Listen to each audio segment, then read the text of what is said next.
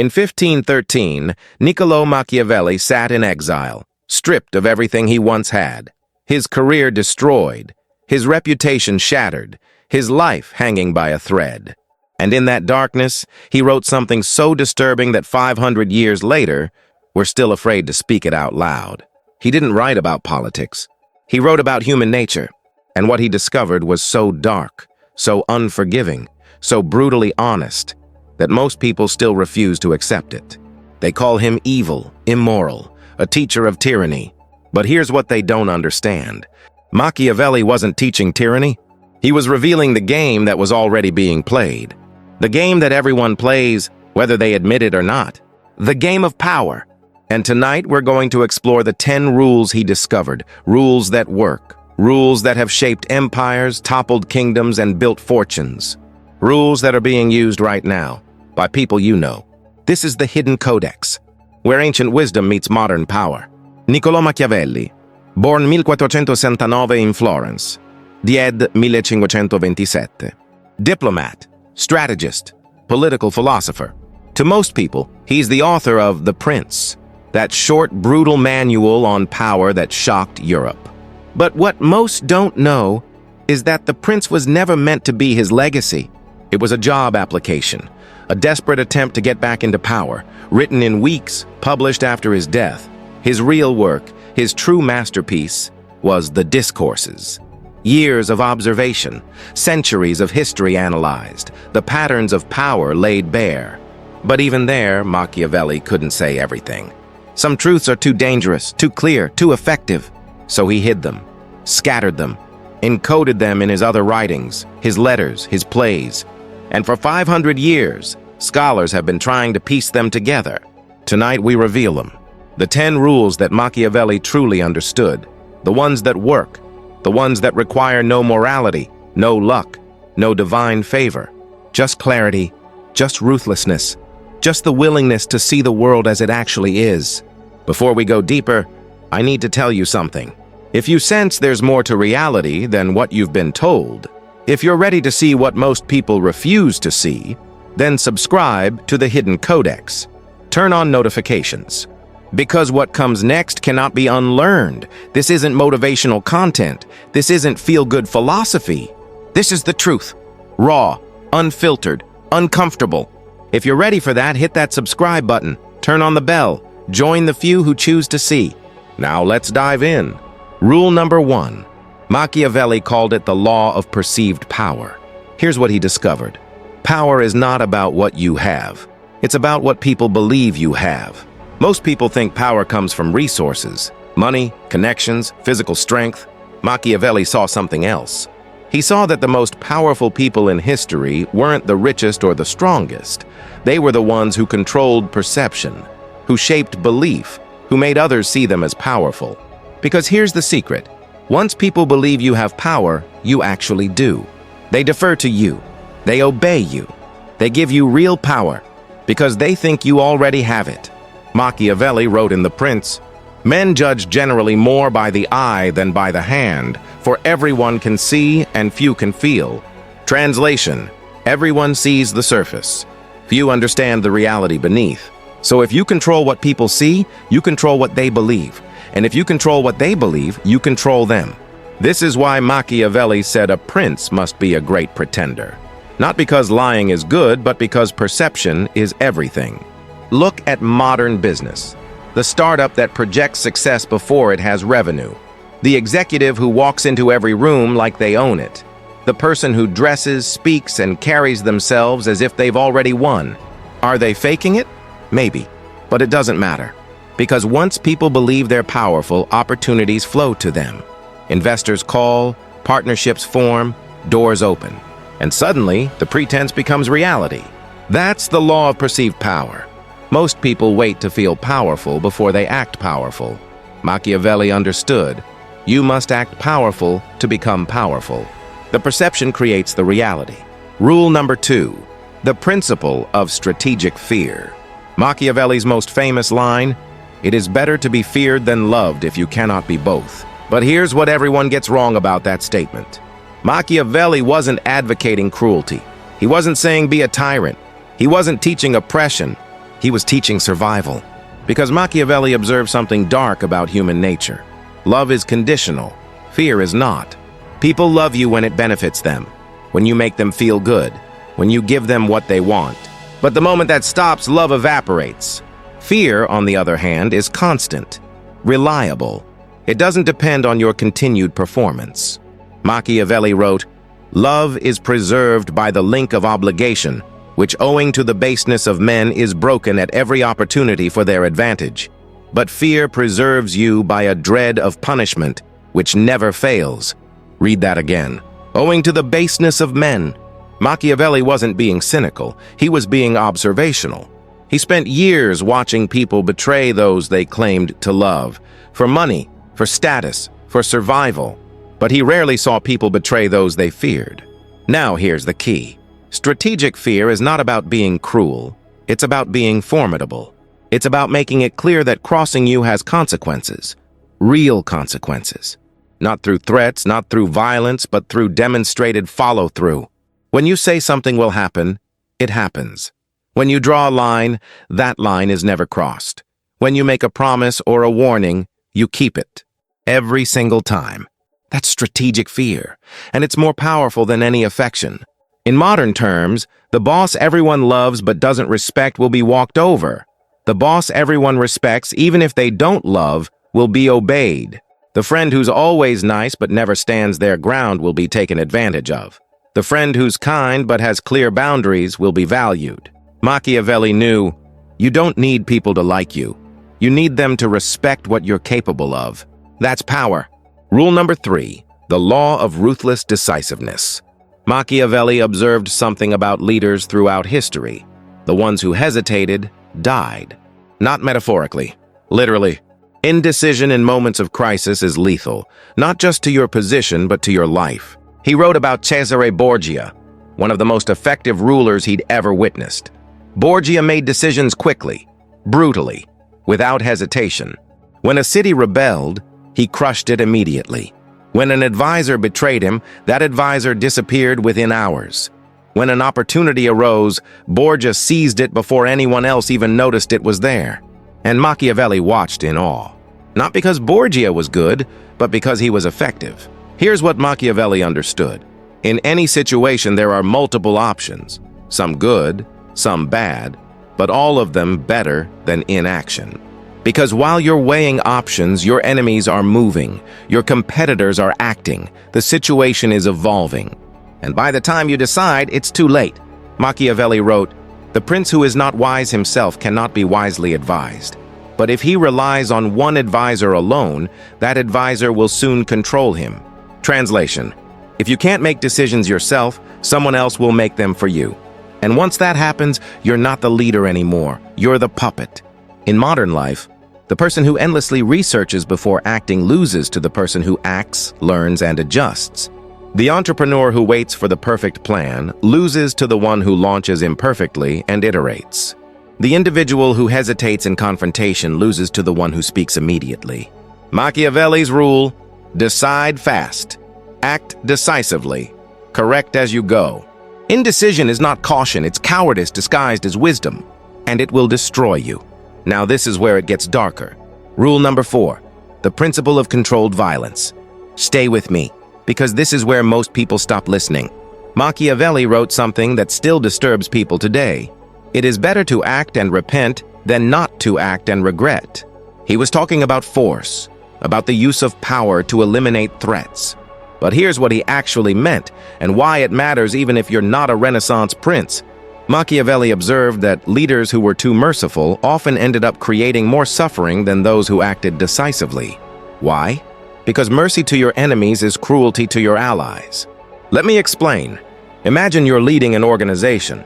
Someone betrays you, steals from you, undermines you publicly. You have two options: forgive them and move on, or remove them completely. Most people choose mercy. They forgive. They give second chances. They try to be the bigger person. And what happens? That person does it again. Or someone else sees that betrayal has no consequences and betrays you too. And now your loyal people, the ones who stayed true, are watching. And they're thinking, why am I staying loyal? There's no reward for it. no punishment for disloyalty. So they leave, or worse, they join the betrayers. Machiavelli saw this pattern everywhere. The merciful leader who ended up surrounded by traitors. The kind ruler who lost their kingdom because they couldn't make hard decisions. And he concluded, sometimes the most compassionate thing you can do is be ruthless.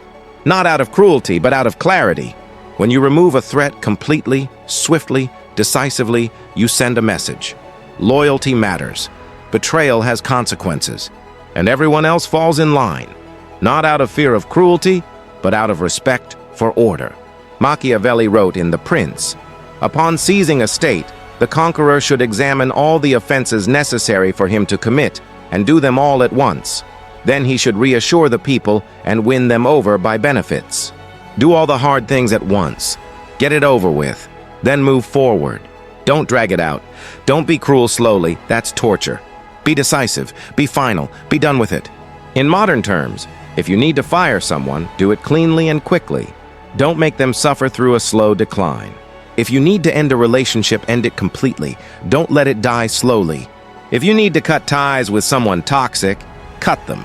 Don't keep them around hoping they'll change. Machiavelli's wisdom, controlled violence used once and decisively, prevents the need for ongoing cruelty. Hesitant mercy creates endless suffering. Rule number 5, the law of image manipulation. Machiavelli understood something that modern politicians, CEOs, and influencers are only now rediscovering. Reality doesn't matter. Perception does. He wrote, everyone sees what you appear to be, few experience what you really are. Think about that. Most people will never know you. They'll only know your image, your reputation, the story others tell about you. So if you're not actively controlling that story, someone else is. Machiavelli advised leaders to cultivate 5 specific virtues in their public image: mercy, faithfulness, integrity, kindness, religiousness. But here's the twist. He said you don't actually need to have these qualities, you just need to appear to have them. Why? Because to have them and always observe them is dangerous, but to appear to have them is useful. Now, before you recoil at the cynicism, understand what Machiavelli was really saying. The world is full of people who are genuinely kind, genuinely honest, genuinely faithful, and most of them get destroyed by people who only pretend to be. So if you insist on being good in a world that rewards the appearance of goodness more than goodness itself, you will lose. Not because goodness is weak, but because you're playing a different game than everyone else. Machiavelli wasn't saying be evil, he was saying be strategic. If you're actually kind, show it publicly, make sure people see it. Because private kindness that nobody knows about doesn't protect you. If you're actually honest, make sure your honesty is visible. Because invisible integrity won't save you when someone lies about you. In modern life, the hardest working person in the office isn't always promoted. The person who makes sure their work is seen gets promoted. The most talented artist doesn't always succeed. The one who markets themselves effectively succeeds. The person with the best product doesn't always win. The one with the best story wins. Machiavelli understood. You're not judged by what you do in private. You're judged by what people believe you do. So control the narrative, or someone else will control it for you. And their version won't be kind. Rule number 6, the principle of calculated betrayal. This is the one that made Machiavelli infamous. He wrote about how sometimes you must break your word, you must betray an ally, you must abandon a commitment. Not casually, not carelessly, but when circumstances demand it. And here's why this matters. Machiavelli observed that the leaders who succeeded were the ones who understood that loyalty is contextual. You should keep your word, when keeping it serves your interests. You should honor commitments, when doing so maintains your position. But when the situation changes, when keeping your word would destroy you, when loyalty to one person would mean betrayal of everyone who depends on you, you must break it. Machiavelli wrote, "A wise ruler ought never to keep faith when keeping faith would be against his interests." Most people hear that and think, what a monster. But look deeper. Imagine you make an alliance with someone, you give your word, you commit. Then you discover that person is planning to betray you, or that keeping your commitment to them means abandoning your people, or that circumstances have changed so dramatically that your original promise no longer makes sense. Do you keep your word and watch everything collapse, or do you adapt? Machiavelli said adapt, because rigidity is death. Now here's the key. Machiavelli also warned that if you're going to betray, you must do it completely, decisively, and you must have a good reason that others will understand. Because if people think you betray casually, they'll never trust you again.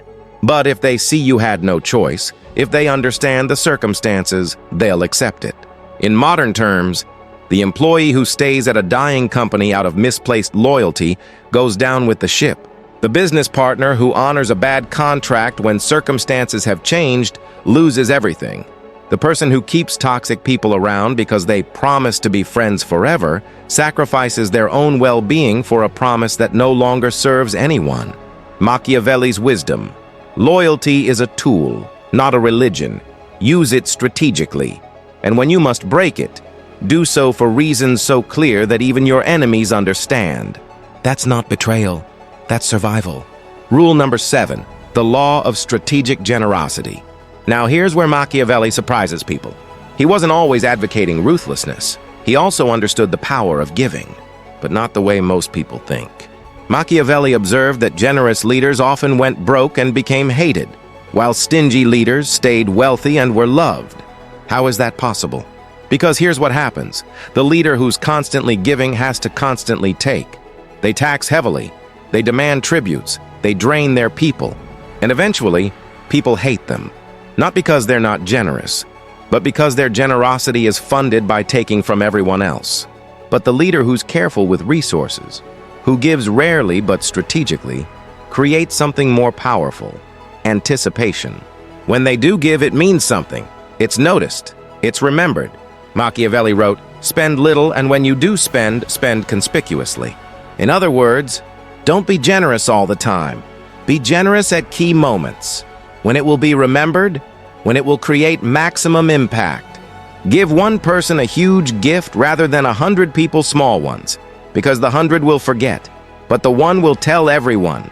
In modern life, the boss who gives small raises to everyone is forgotten. The boss who gives one massive promotion is legendary.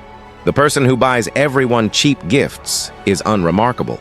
The person who gives one thoughtful, expensive gift is remembered forever. The company that has constant small sales is ignored. The company that has one massive, rare sale creates a frenzy. Machiavelli understood. Scarcity creates value. Generosity, when rare, becomes powerful. Generosity, when constant, becomes expected. And expectation breeds resentment. So be strategic with your giving. Not cheap, strategic. Give when it matters. Give where it's seen. Give to create alliances, not to be liked.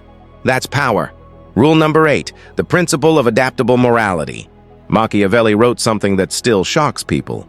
A prince must be prepared to vary his conduct as the winds of fortune and changing circumstances constrain him. Translation: your morality must adapt to circumstances. Most people believe morality is fixed, absolute, universal. Machiavelli saw that as a weakness. Not because morality doesn't matter, but because rigid morality in a fluid world gets you killed. He observed leaders who insisted on being honest in situations where honesty meant death, who insisted on being merciful when mercy meant destruction, who clung to principles while their kingdoms burned. And he concluded, principles are tools. Use them when they work, adapt them when they don't. Now, this doesn't mean be evil. It means be flexible. If you're in a position of power, you sometimes must lie to protect people. You sometimes must be harsh to prevent greater harm. You sometimes must break rules to serve a higher purpose. Machiavelli wrote, "The end justifies the means." Everyone knows that phrase. Few understand what he actually meant. He wasn't saying any evil act is justified if you want something.